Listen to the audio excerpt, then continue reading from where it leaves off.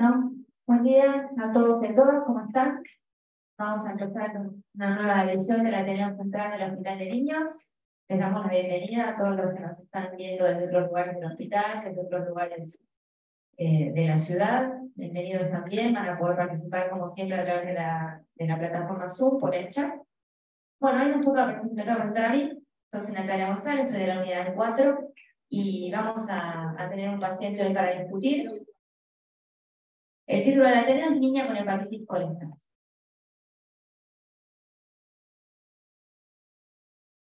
Bueno, vamos a empezar con el caso clínico. Renata, de 5 años. Es una paciente que inicia fiebre, vómitos, hiporexia en contexto de un catarro y consulta en ese momento, lo interpreta como una gastroenteritis y con tratamientos sintomáticos se va a la casa. Tiene una notalgia en esos días, le dan amoxicilina, nada más se la da porque le dolía el oído por 5 días y suspende.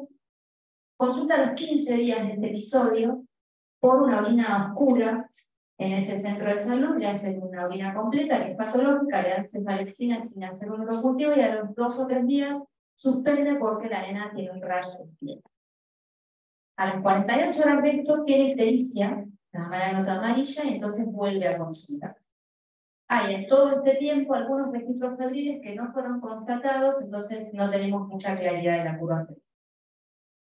Se le hace un laboratorio cuando consulta acá en el hospital, tiene un hemograma con 13.900 blancos, con una fórmula bien desviada a la izquierda, un nietamiento, 7 callados, 80 segmentados, una bili total de 10,2 a predominio directa, transaminasas aumentadas, una GPT de 268 y una VOT de 122 y una PCR de 81,9. Un coagulograma normal, una ecografía abdominal también normal, y la cita a control en 48 horas. Cuando vuelve al nuevo control, tiene un laboratorio que estaba francamente empeorado. 23.000 blancos, la fórmula persistía con esta desviación a la izquierda, una hemoglobina de 10,3, un coagulograma que permanecía normal, con una bilirrubina de 23,49. Francamente empeorada, con una directa de 19,8, transaminasas apenas más bajas, 150 y 107, y una PCR de 62 también un poco distinta. Una ecoabdominal normal. En ese momento se hacen un urocultivo y 2 hemocultivos, porque la paciente estaba con fiebre y prefería haber tenido fiebre los días previos, una orina completa que es normal, tiene 6 a 10 leucocitos y un pliocito, solamente esa ligera alteración, y por hepatitis colestática febril se decide internar. Entonces, una nena, 5 años, fiebre no constatada, con ictericia alcohólica de 7 días de evolución. Módulo ahora y vienen y se les pide que entren antes. Claro, como vieron. Bueno, yo te lo dije ayer y ayer me dijeron que no, de traer a una de.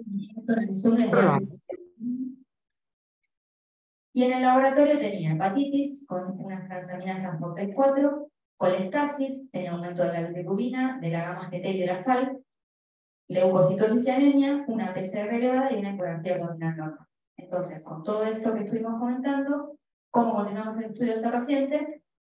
Pensando en qué diagnósticos diferenciales. Y los invito a ir pidiendo el micrófono para... Digo el micrófono porque todos los que están en Zoom no escuchan, así que les pido que...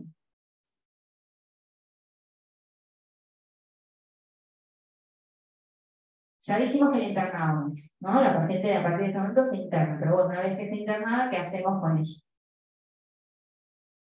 Antes de hacer los estudios complementarios.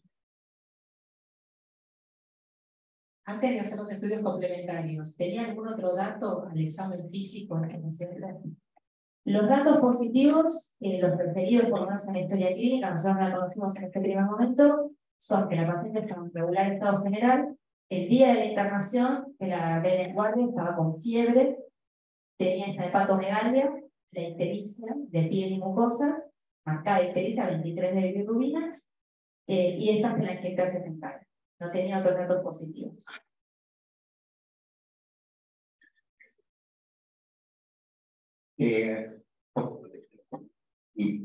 Colestática, de internación muy aguda y con mal estado general de indicadores hematológicos de infección bacteriana, ¿no? Que es una presentación que es poco habitual para la hepatitis, que usan el hígado como órgano secundario, que son sobre todo virales, pensando aún causa infecciosa, que es creo que por donde aparenta la paciente mucho más que por otras causas, por la edad y por los datos hematológicos y clínicos. Hay entidades que son poco frecuentes y que son de origen, digamos, bacteriano, que afectan primeramente al hígado, que creo que es lo que, si uno me imagino haber condicionado inicialmente el manejo, ¿no? Que es una hepatitis, no de origen viral, sino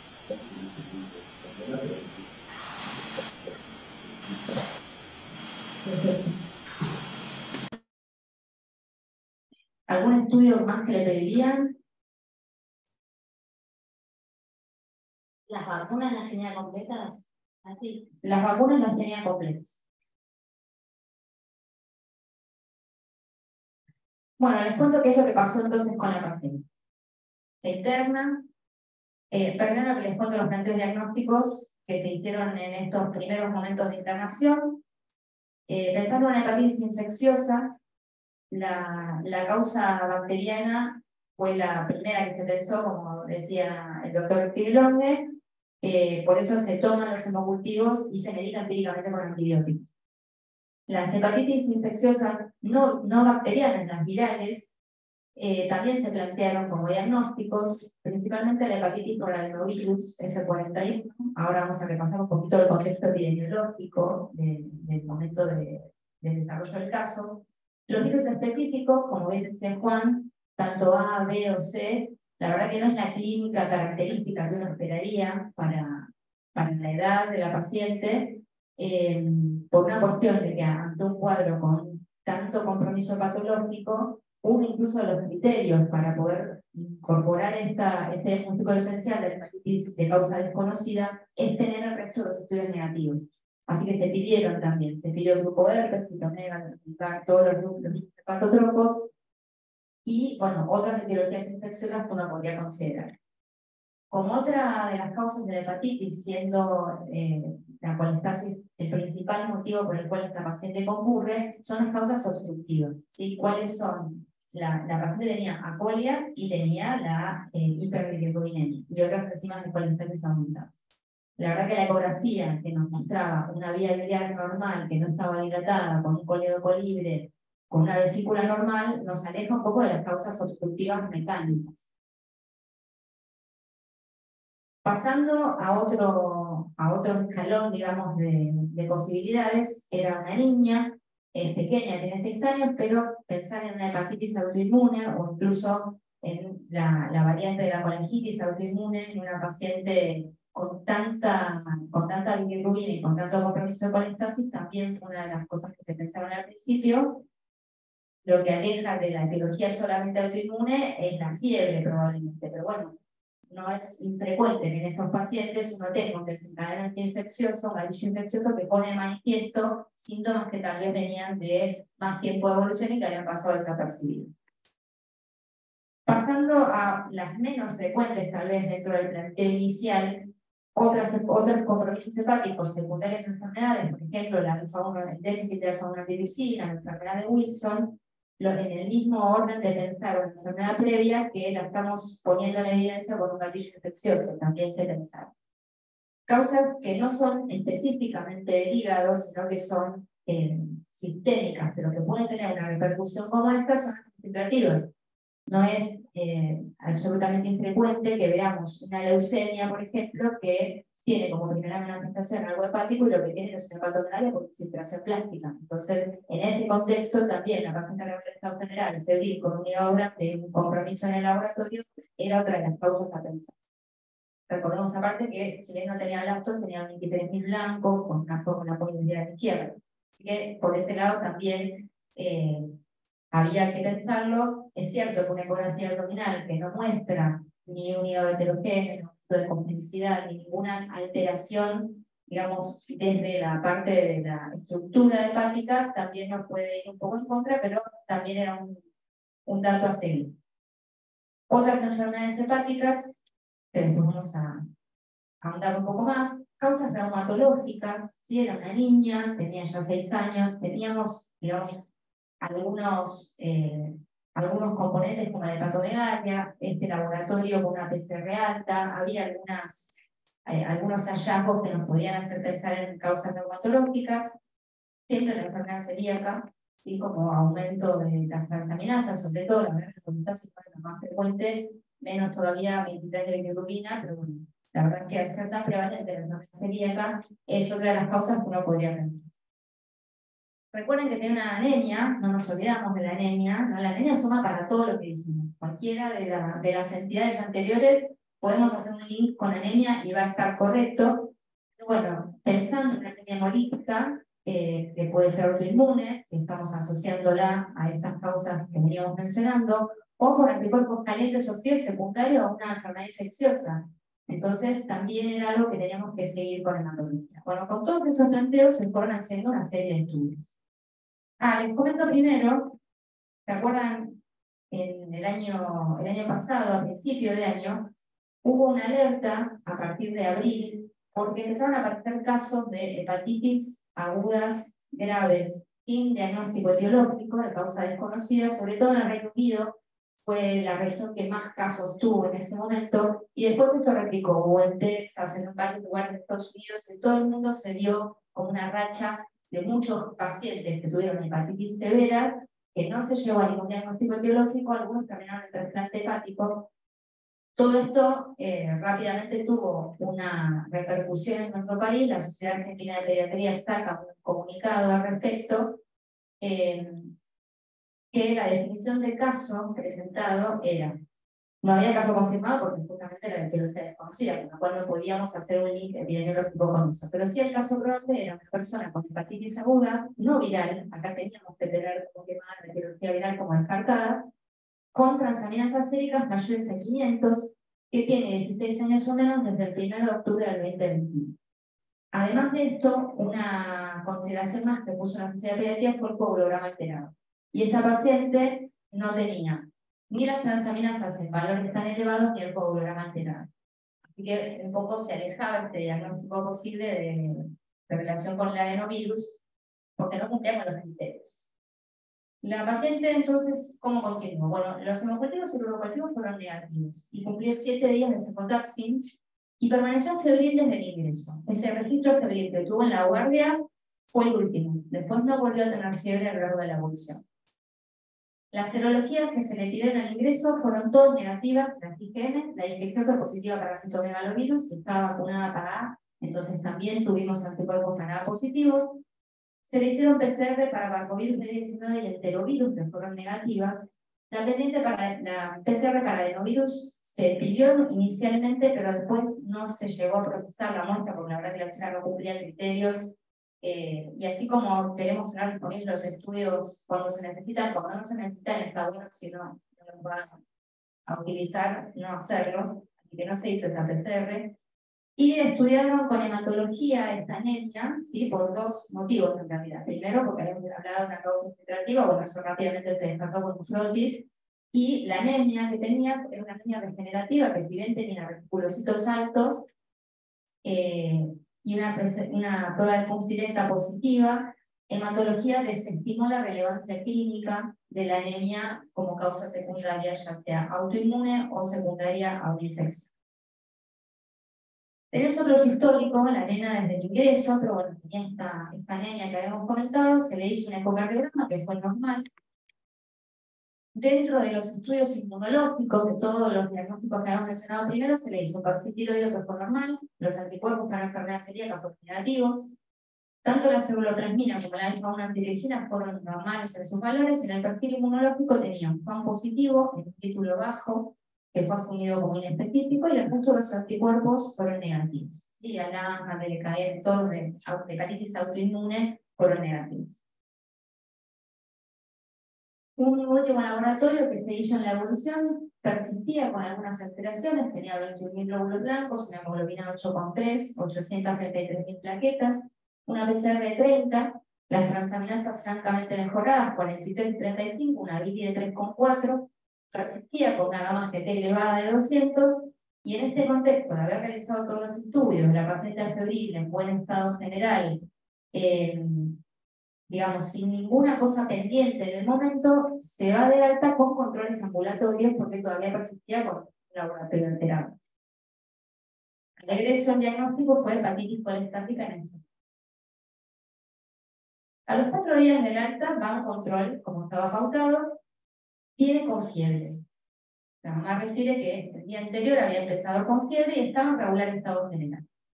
Y el día anterior había venido a hacerse un laboratorio y viene con los resultados. Así que trae el laboratorio del día anterior, que tenía 16.000 blancos, la fórmula persistía desde a la izquierda, una hemoglobina de 8,6 con 3 reticulocitos, 1 millón de plaquetas, una bili total de 3,14 con una directa de 2,87. Las transaminases ya estaban normales, 37,35, una GT por 2 de 129, una PCR de 80 y el resto estaba dentro del límite. Entonces ahora les pregunto, ¿qué hacemos con esta paciente? Juan. A ver, por la evolución tan favorable y habiendo descartado prolijamente todas las causas que pueden justificar esto, infecciosas virales, infecciosas, da la impresión que una respuesta al antibiótico, que una mejoría muy rápida, tan rápida como el inicio de la enfermedad, pero evidentemente o la duración del tratamiento es muy suficiente, o hay un reservorio microbiológico hepático, perihepático o con impacto hepático que persiste, y es lo que poco tiempo después se manifiesta de vuelta con la carga infecciosa y con el incremento de las mismas variables que fueron las de inicio. Pareciese ser eso.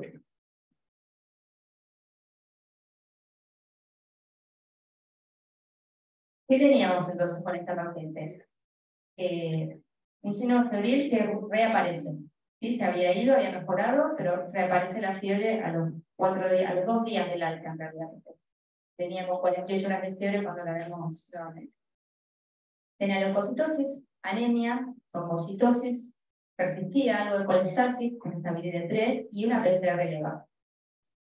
Al examen físico, estaba en regular estado general. Estaba irritable, llorosa, era nada de 5 años, era un bebé. Tenía algo de inyección conjuntival, una descamación sutil por debajo de las uñas, estaba taquicárdica, con un soplo sistólico 3 en 6, que se acuerdan que ya tenía la ecocardio en ese momento porque tenía un soplo. Estaba subictérica, era una nena blanca, bastante blanca. Acá ya este examen físico lo puedo decir porque lo hicimos nosotros. Tenía esta hepatomegalia, que era un hígado que no tenía características, digamos, específicas, era un hígado que se palpaba 2, si mal no recuerdo, tenía 2, el reborde 2,2. No era un hígado aumentado de consistencia, no tenía un borde llamativo. Entonces, bueno, con todo esto, si les parece que hay algo que de los datos del examen físico nos cambie cómo miramos a esta paciente.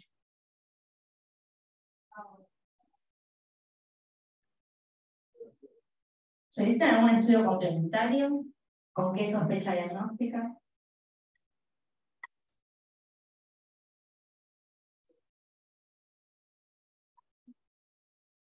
Tener ecocardio que era normal. Bueno, nosotros le pedimos una valoración cardiológica en este momento. ¿Por qué? Porque por los datos del examen físico, el laboratorio que tenía, la verdad es que nosotros también pensamos en una enfermedad de Kawasaki, entonces le pedimos un ecocardio. La valoración cardiológica, la verdad que tenía el soplo, que ya estaba, digamos, conocido, el electro normal, tenía una taquicardia sinusal, y en el ecocardiograma lo que ven en ese momento es que tenía una dilatación de la arteria coronaria izquierda en el ostium y en el tronco con un Z+2. Que teníamos un ecocardio que decía que era normal, hacía 10 días, 8 días en realidad.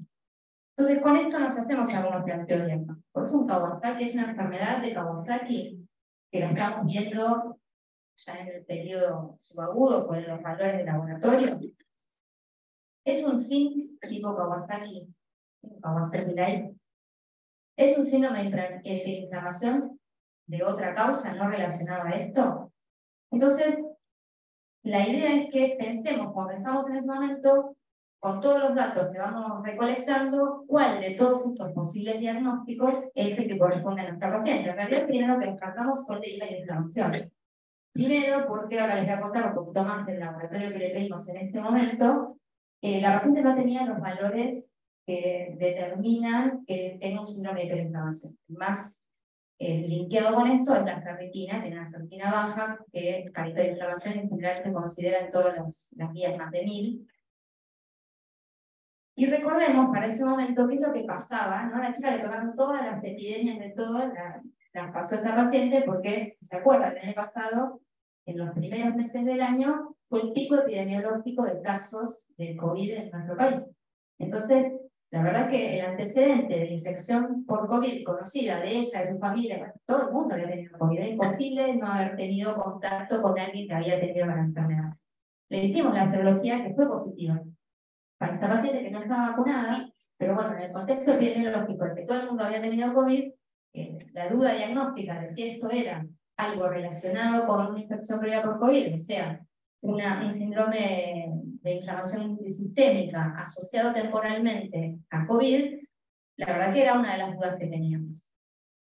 Si se acuerdan, esto vamos a ver, no es nada más que para que recordemos que hubo una multiplicidad de todas las sociedades de todo el mundo sacaron sus propias guías para determinar cuándo un paciente tenía un CIC o no lo tenía. Entonces estaban las del Royal College, las del CISI, las de la OMS, las de la Sociedad de Pediatría acá en conjunto con el Ministerio, bueno, hay un montón de guías. Entonces, lo que vamos a hacer es mirar las guías, las que la SAP adaptó del Ministerio de Salud para ver si nuestra paciente podía considerarse o no dentro de estas guías. Lo primero que no tenía la paciente, para pensarlo, era que no tenía la clínica general. La paciente no estaba ni en shock, ni en mal estado general, ni tenía el compromiso clínico característico que tenían los pacientes con CIC o PINS. Fiebre persistente, síntoma indispensable para el diagnóstico, el primero en la lista no lo tenía, porque la paciente venía con un par de días de fiebre, pero no tenía esta fiebre tan importante, sostenida y de registros altos que tenían los pacientes con PINS. Tampoco tenía el componente de abdominal, ni el sistémico de mialgia, linfadenopatía, adenitis, todo eso no lo cumplía. Con respecto al componente de piel, la verdad es que había tenido este rash referido, ¿se acuerdan previamente que la mamá le suspendió un antibiótico por eso? Y ahora tenía descamación. Eso lo cumplía. Y la inyección conjuntiva, la conjuntivitis no turbulenta. No tenía compromiso respiratorio y con respecto al compromiso cardiovascular, no tenía los signos de miocarditis y disfunción miocárdica descrita en los pacientes con CINS, que es lo que muchas veces causaba el shock y el requerimiento de pasaje a terapia, inotrópicos y todo lo demás. Sí tenía las coronarias dilatadas. Y con respecto a los marcadores de laboratorio elevados, PCR, ferritina, los de compromiso cardíaco como el ProBNP, estaban elevados, pero no estaban elevados en los niveles en que la mayoría de los reportes de pacientes describían los valores para PINS. ¿Sí? Hay valores variables, no hay digamos, consenso único, pero muchos estudios que han publicado la sumatoria de pacientes de un determinado centro, los valores siempre eran más altos. Esta paciente, los valores que tuvo, digamos, como elevados que pudimos constatar en la internación, tuvo un dímero de 1,75 para nuestro laboratorio, el parámetro 0,5. La PCR en ese momento era de 70, la más alta que había tenido era de 80 de la primera internación. La ferritina máxima que tuvo fue 261, no es un valor tan elevado. El ProBNP de 800, con un corte para nuestro laboratorio de 300. Y dentro del laboratorio general, no específico de inflamación, persistía con esta leucocitosis de 6.000 blancos, la anemia, el millón de plaquetas que, digamos, que llamó mucho la atención al principio, y había tenido una colistasis importante con 23 de bilirrubina. No tenía otros datos positivos en el laboratorio, y si uno mira cuál es el laboratorio, los parámetros del laboratorio que marcan como posibilidad de tener un PIMS para las normas nuestras del ministerio, la verdad que cumplía con varios de los criterios, porque los criterios son muchos, hay muchos datos de laboratorio a considerar y son muy amplios. Así que está como pendiente si la paciente tuvo algo relacionado o no con el COVID. Lo que nos parece es que no, por más que haya tenido la serología positiva, había un contexto epidemiológico que sostenía que esta serología podía ser en realidad algo casual y no causal de lo que tenía la paciente. Bueno, vamos con la enfermedad de Kawasaki. ¿Por qué sí? ¿Por qué no enfermedad de Kawasaki? Todos saben que es una vasculitis sistémica, aguda, autolimitada, de etiología desconocida. Esto está, la definición está sacada del consenso de la Sociedad Argentina de Pediatría, que es un consenso multidisciplinario, donde participaron, digamos, muchos profesionales de nuestro hospital. Y como definiciones, tenemos que la enfermedad de Kawasaki puede tener predominantemente tres formas clínicas. La típica, que es la que conocemos todos, que vamos a repasar un poco cuáles son los criterios diagnósticos.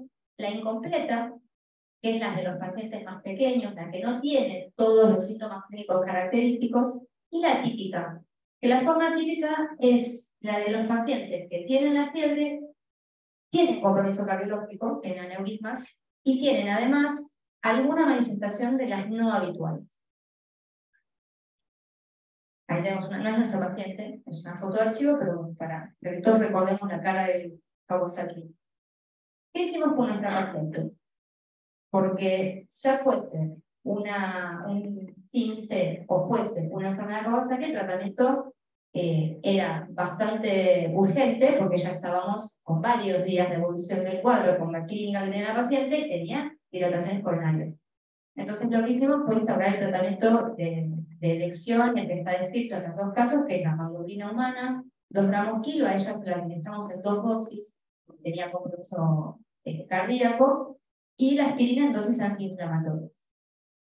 A las 48 horas de la gama vuelve a tener fiebre, la fiebre había cedido inicialmente, pero al finalizar la gama, a las 36 horas vuelve a tener fiebre, y clínicamente la paciente todavía estaba taquicárdica, estaba con signos, digamos, de inflamación sistémica, por lo cual se asumió resistencia a gamma globulina e inició pulsos de metilprednisolona, hizo 3 pulsos y después quedó con dosis de corticoides a 2 por kilo, después a 1 por kilo y después en la evolución se fue descendiendo.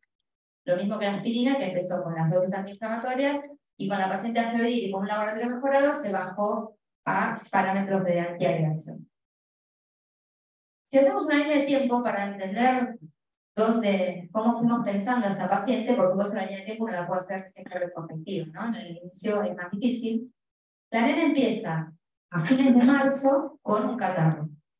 Suma la ictericia y la fiebre un par de semanas después y el 18 de abril se interna por la hepatitis colitis. Cuando viene un control, el 28 del 4, o sea, 10 días después de la internación, estaba con fiebre y con las plaquetas elevadas, y a las 24 horas se hace el ecocardio, se acuerda que el 28 vino ambulatorio, se hizo el laboratorio, se fue a la casa, volvió al otro día y se interna. Bueno, ese día tiene el ecocardiograma con la dilatación de las coronarias. Hace la gamma globulina y la aspirina, vuelve a tener fiebre, en ese momento le repetimos el ecocardiograma, que en el ecocardiograma estaba empeorado con el tono anterior, tenía una dilatación uniforme de la descendente anterior y una dilatación del tronco de la arteria coronaria izquierda, con el resto normales. Y esto estaba entre 2 y 3 desvíos estándar. Esto es importante para la evolución que ahora vamos a comentar. Entonces, ¿qué es lo que pensamos? Que la fase aguda de la enfermedad es la que pasó desapercibida, entre, digamos, como no tuvo la clínica característica, pasó entre todas digamos, de toda la primera parte de la enfermedad. Y cuando nosotros conocemos a la paciente, ya estábamos en la fase subaguda de la enfermedad, estábamos más allá del día 10. ¿Por qué pensamos esto? Porque si uno mira este gráfico de cuáles son los hallazgos en la enfermedad de Kawasaki, y abajo ven que está dividido en agudo, subagudo y periodo de convalescencia, en realidad, y por más que la fiebre se solapa, y nosotros pudimos ver que la paciente tenía fiebre, el principal marcador de que estamos en la etapa subaguda es el número de plaquetas, que empieza a aumentar hacia el final de la etapa aguda y tiene su pico alrededor del día el 10 y el 14 de la etapa subaguda. Los días se cuentan siempre desde el momento del inicio de los síntomas, así que el 14 no es de la etapa subaguda, sino que desde el principio, lo que ya nos cae en la etapa subaguda. Y lo otro es la presencia de dilataciones coronarias. Las dilataciones coronarias no están en el principio. Al principio lo que tienen es la alteración del miocardio, por eso tienen el PROBNP elevado y todo lo que les pasa, y los aneurismas aparecen después, aparecen en la fase subaguda. Así que por la descamación es la otra que aparece en la subaguda. La primera, el exantema, que no lo vimos, estaba referido, tuvo un exantema, fue por el antibiótico, se lo suspendimos, para quedar la duda de cómo fue ese exantema. Tuvo la descamación y, digamos, en la fase de convalescencia uno puede ver en las uñas de líneas de Bow que la verdad que en ella ya no la vimos interna. A los pocos días de eso se le repite el ecocardio, a las 2 semanas del inicio de todo esto, persistía con esta dilatación uniforme de las coronarias que ya tenían. El 8 del 7, que ya había pasado un mes, lo que se ve es que la coronaria izquierda y la descendente anterior estaban mejor. Habían disminuido los calibres en el control ecocardíaco. Y a los 6 meses, en el control de septiembre, las coronarias eran normales. O sea, había tenido una regresión ad integrum, esto, como saben, entre comillas, de las coronarias. Entonces, ¿qué significa que a los 6 meses tiene coronarias normales? Lo que interpretamos es que lo que tuvo fue una dilatación transitoria y no aneurismas coronarios. Que esto es importante tenerlo en cuenta porque nos habla del pronóstico a largo plazo. De acuerdo, como esas coronarias hayan sido afectadas en una etapa inicial, el riesgo de tener complicaciones a futuro, que es una de las cosas que más nos preocupa con la enfermedad de Kawasaki, depende de cómo estuvo esa coronaria al principio. Entonces, las coronarias pueden ser desde normales hasta tener aneurismas gigantes. Recuerden que en la enfermedad de Kawasaki el 75% de los pacientes no van a tener afectación coronaria. El 25% sin tratamiento sí la va a tener, pero si le ponemos gamma en el momento que corresponde, el tratamiento completo, gamma y aspirina, bajamos ese riesgo un 5%, que es un montón, bajar de un 25%. Por eso es tan importante el diagnóstico precoz. De estos pacientes, este 5% que tienen las reacciones coronarias, algunas pueden ser transitorias, ¿cuáles? Las que son entre 2 y 2,5 de Dios estándar, por un lado, y sobre todo, si en el largo plazo nosotros comprobamos que revirtió y que la coronaria volvió a su tamaño normal. Entonces, por eso asumimos que esta paciente lo que tuvo fueron dilataciones transitorias y no afectación estructural de la pared de la coronaria. ¿Cuál es la diferencia? Que si uno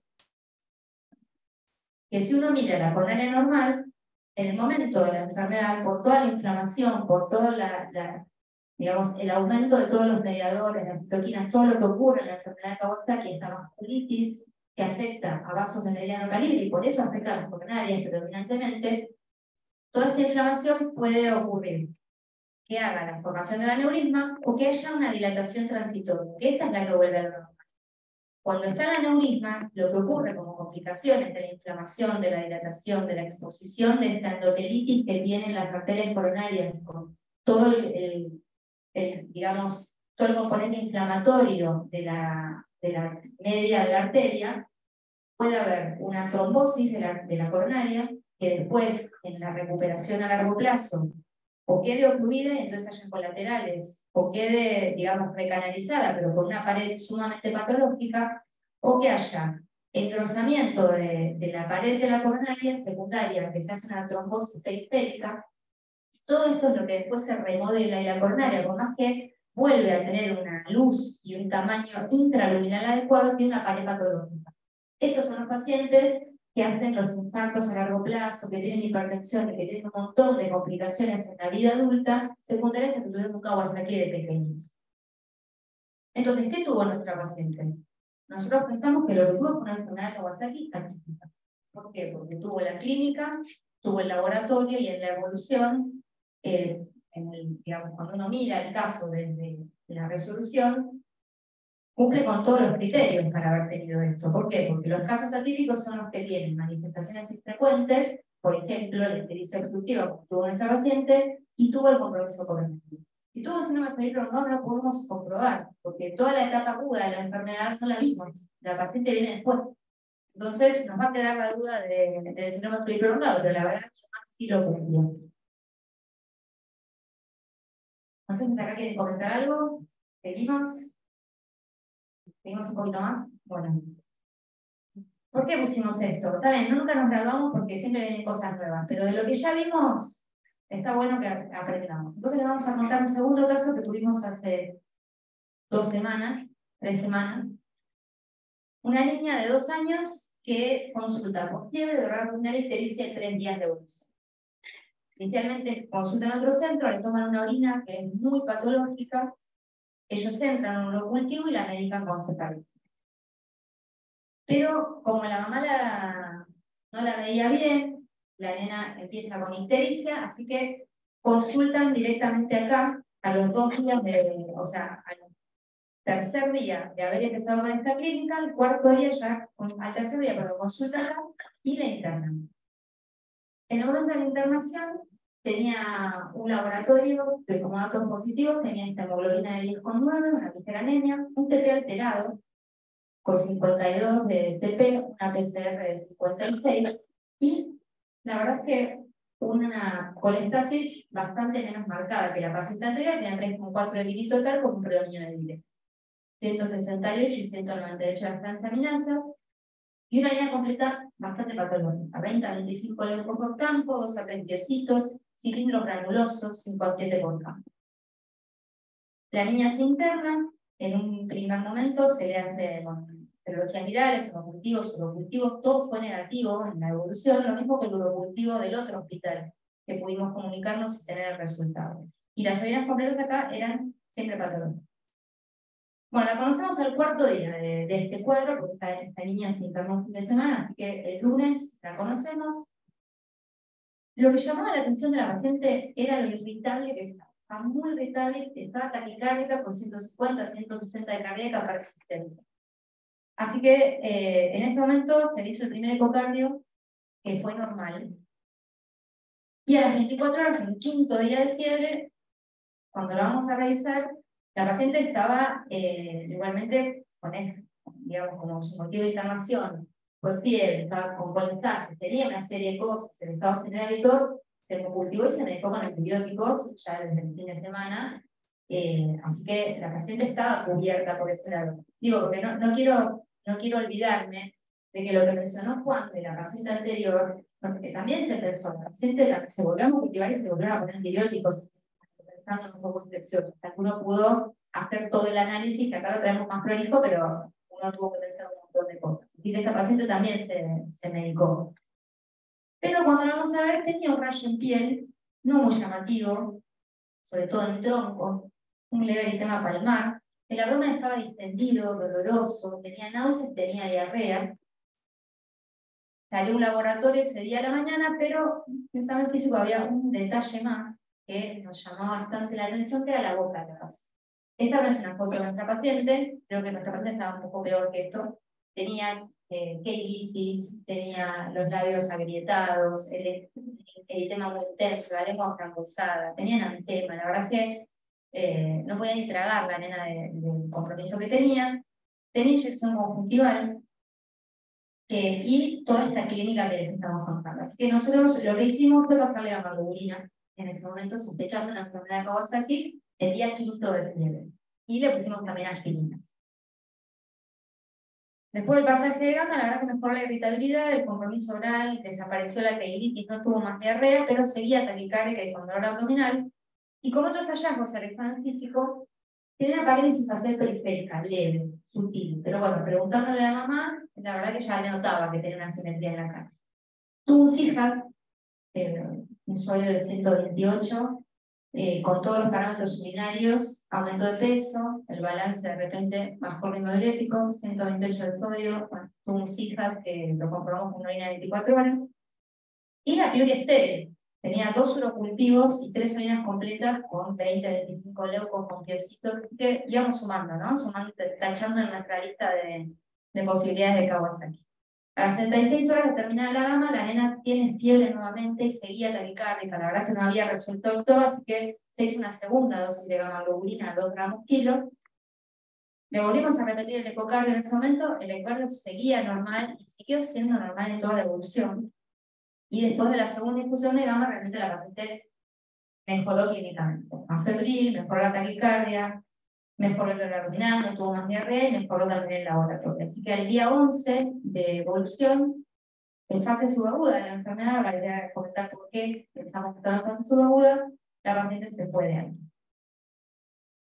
Estos son los laboratorios que esta paciente fue teniendo a lo largo de su evolución. La hemoglobina, fíjense que ella ingresa con una anemia de 10,9 que desciende un poco a lo largo de toda la evolución. Pero es importante constatar que tenía anemia. Las plaquetas, que ingresa con un valor normal, al día 10 de evolución es cuando tiene 900.000 plaquetas. Por eso, aparte de que sabíamos constatado qué día empezó con fiebre y cuál era el día 10 que la teníamos internada, las 900.000 plaquetas nos confirman que la chica estaba en etapa subaguda. La albúmina, que es un marcador importante, empieza con un valor limítrofe de 3,2, baja a 2,7 y recién al final, en el control que ya tuvo por ambulatorio, tiene una hemoglobina de vuelta normal de 3,9. Entonces, ¿por qué hacemos hincapié en el valor de hemoglobina, en la albúmina, el sodio que les conté bajo? Porque son todos estos factores de resistencia a gamma globulina. La nena tuvo todas estas cosas y de hecho tuvimos que pasar una segunda dosis de gamma. No es tan infrecuente, un 20% de los pacientes tienen resistencia a gamma globulina, que es indicación de hacer una segunda etapa de inmunosupresión, pero vamos a ver el cuadrito para que nos quede un poco más claro. La PCR también se mantuvo elevada.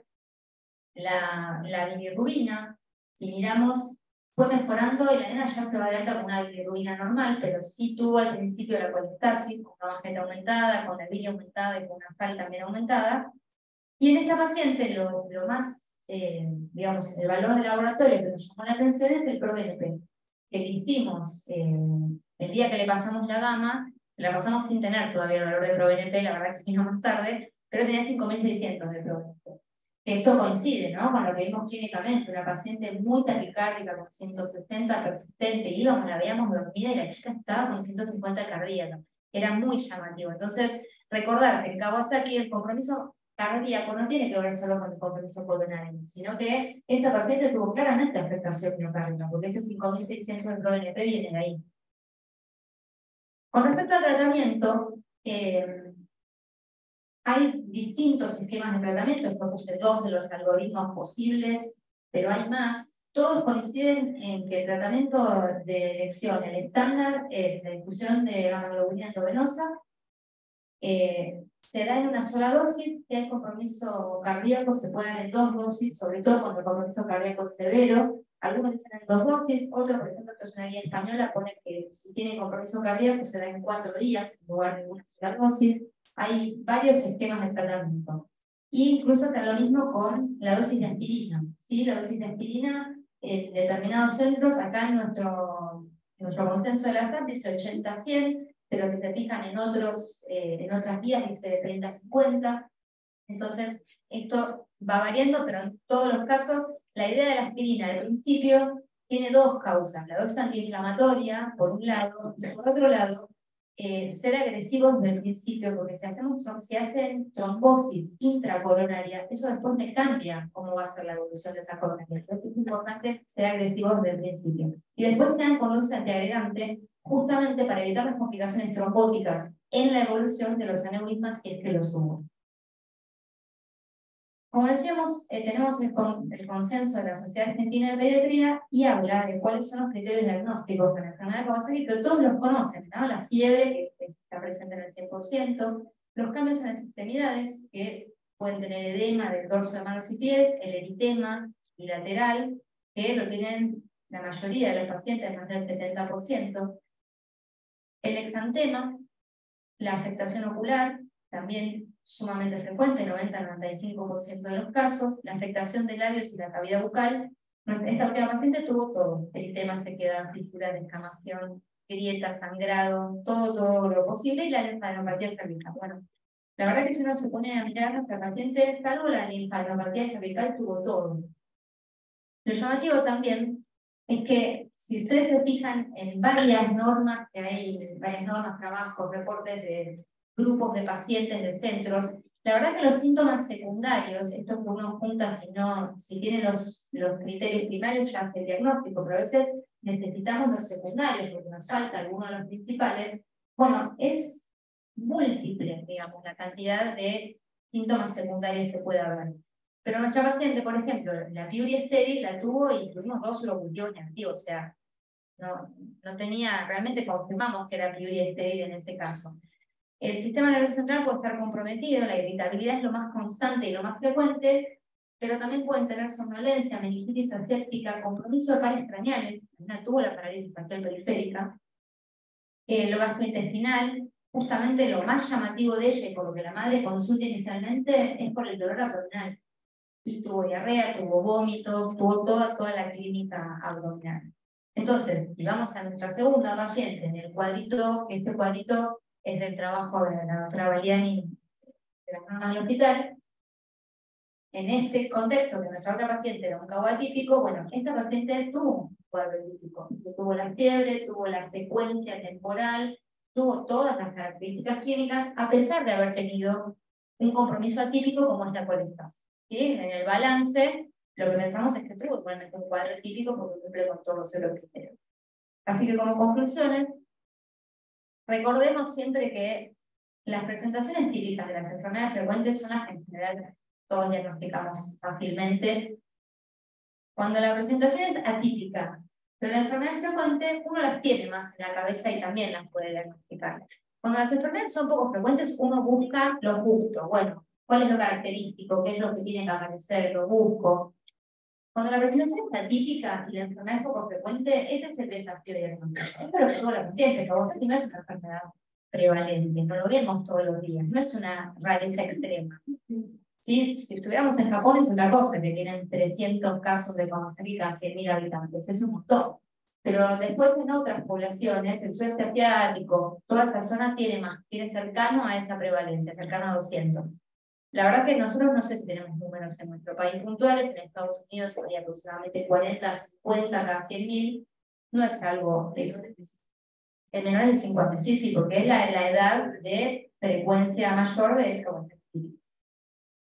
Recordar siempre el contexto epidemiológico. En la paciente tuvimos los dos, la pandemia por COVID, pensando en el PIMS, y esta, no sé si llamarlo epidemia, porque fue algo muy chiquitito, este brote de hepatitis severas de causa desconocida que se asociaron con el adenovirus.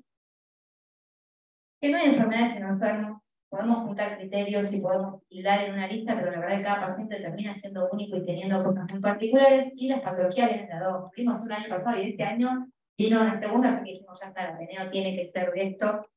Así que bueno, desde la unidad 4, acá está Marcela, si quieren hacer alguna pregunta específica, Marcela Galopo, las traumatólogas que nos ayudaron con el seguimiento de la primera paciente, la doctora Moriani y la unidad 5, que nos ayudaron con la segunda paciente. Así que bueno, muchas gracias a todos y estamos atentos a las preguntas.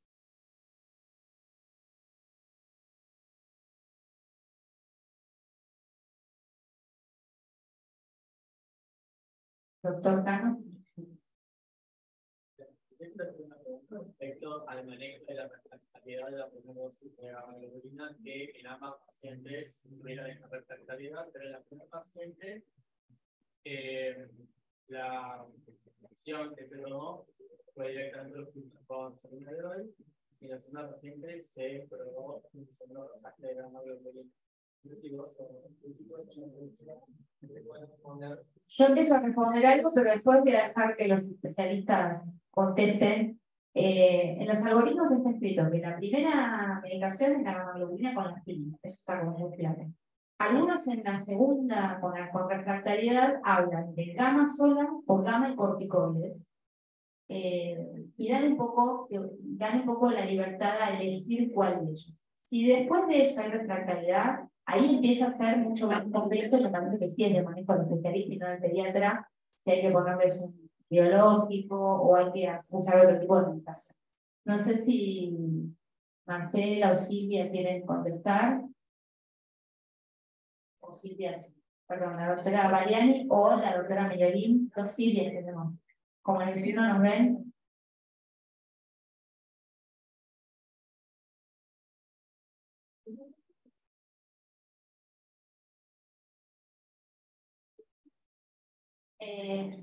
Cualquiera de las dos posibilidades es lícita, pero en una paciente que ya había superado los 10 días de evolución, o sea, esta paciente hizo el diagnóstico de forma tardía, tenía bastantes factores de riesgo, la verdad que el pulso de corticoide siempre va a ser más efectivo que una segunda infusión de gamma-globulina. Por eso se tomó esa determinación, además de tener compromiso coronario. El próximo paso podría ser eventualmente el requerimiento de una prueba biológica, puntualmente de una IPNF, si no hubiera tenido una mejor evolución respecto de lo cardiológico. Nosotros claramente utilizamos una segunda dosis de gamma-globulina. A veces en un paciente que tiene un solo pico febril dentro de las 48 horas post infusión de la primera gamma, pudiera ser, pero si no, eventualmente nosotros siempre ponemos al uso de corticoides para resultar como más efectivos. De hecho, con los pulsos la paciente rápidamente después de tener fiebre, mejoró clínicamente. La verdad que la evolución fue excelente.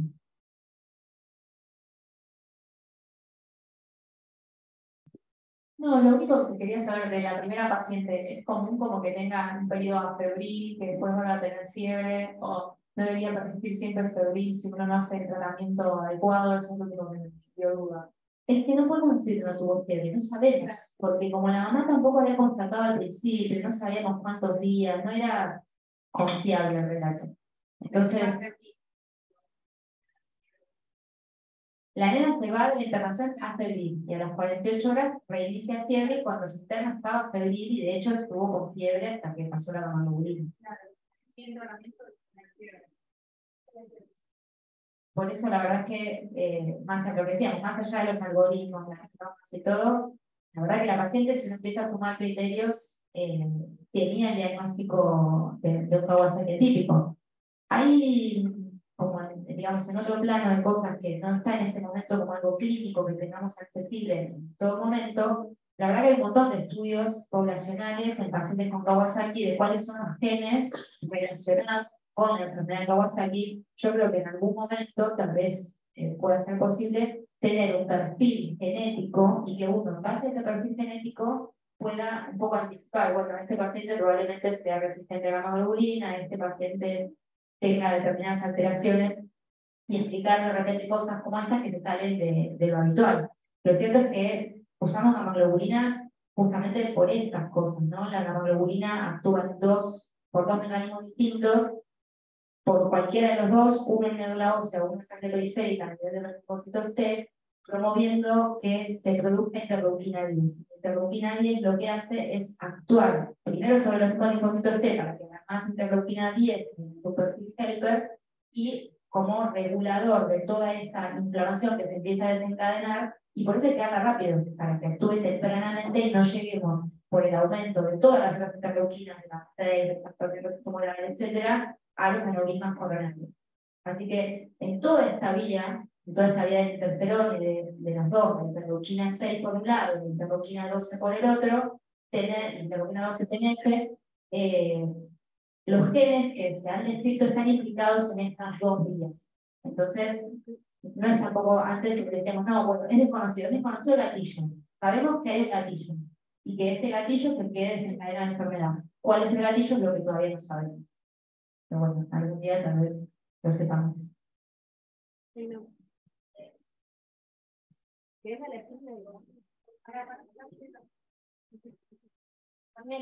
Están con fiebre persistente hasta que reciben gamma-globulina, pero a veces hay algunos pocos que pueden tener 24 48 horas de periodo febril en el medio. Es una enfermedad autolimitada y que también pueden buscar hacer miembros en el tratamiento. No, yo quería decir que, bueno, no puedo no decir algo, sí, la paciente debutó con una hepatitis colestática.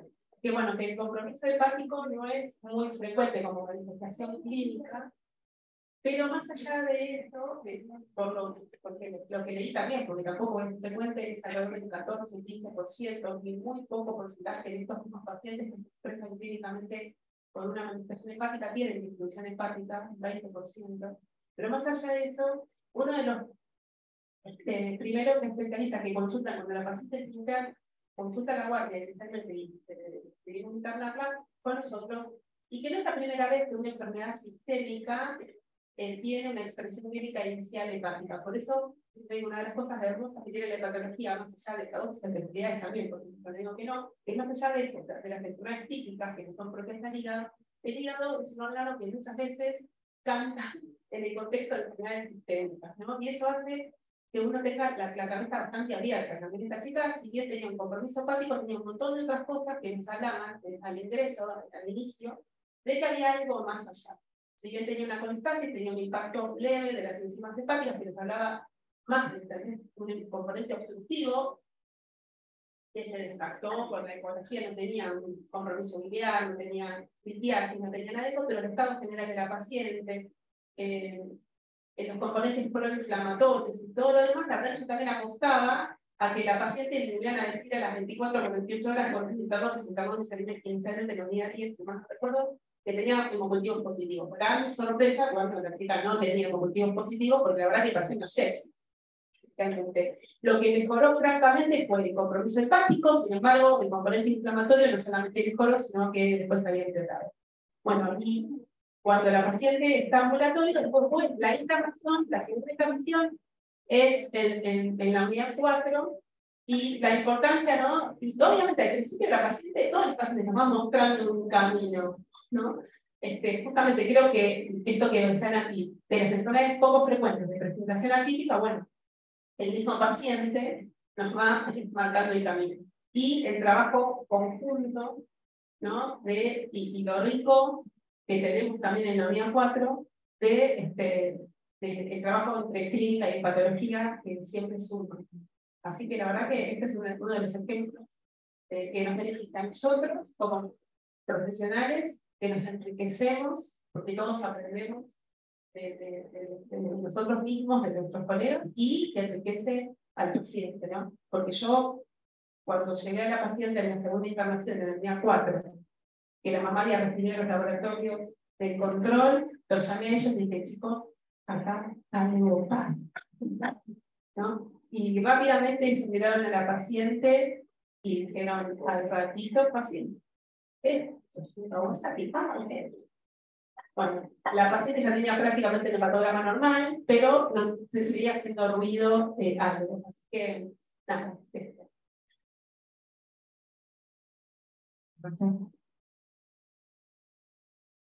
Hola a todos. Bueno, continuando la idea de Marcela, disculpen la difonía. Yo quiero destacar qué linda foto.